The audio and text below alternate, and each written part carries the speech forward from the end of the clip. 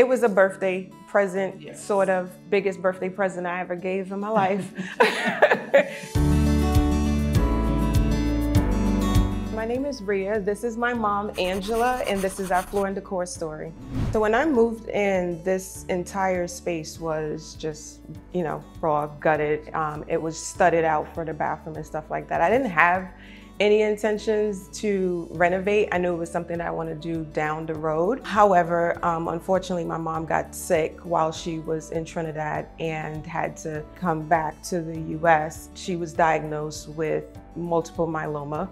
I knew I needed to have a space for her. I didn't feel comfortable on the first and second level, her having to go up and down the stairs. I wanted it to be an apartment. So she had no idea what it was going to look like. So we did hide it from her. They wanted to have it as a surprise for me. Floor Decor, I actually never shopped there before. I was looking for flooring and, being at the basement level, I wanted something that's practical, that if we ever had a flood, I wouldn't have to worry about replacing the material or anything like that. We could just mop it out. So I went to Floor Decor and fell in love because I do think I'm an HGTV designer. I do.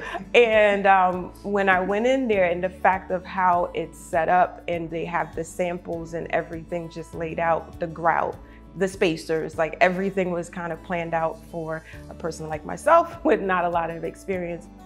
All of the material was here, and in 3 days, they banged out this entire space. She was very busy. When she bought the tiles, I fell in love with it. And I'm very, very pleased with this. I wanted to do this for my mom. It was definitely a labor of love, like for real, because it was something that I've never done before.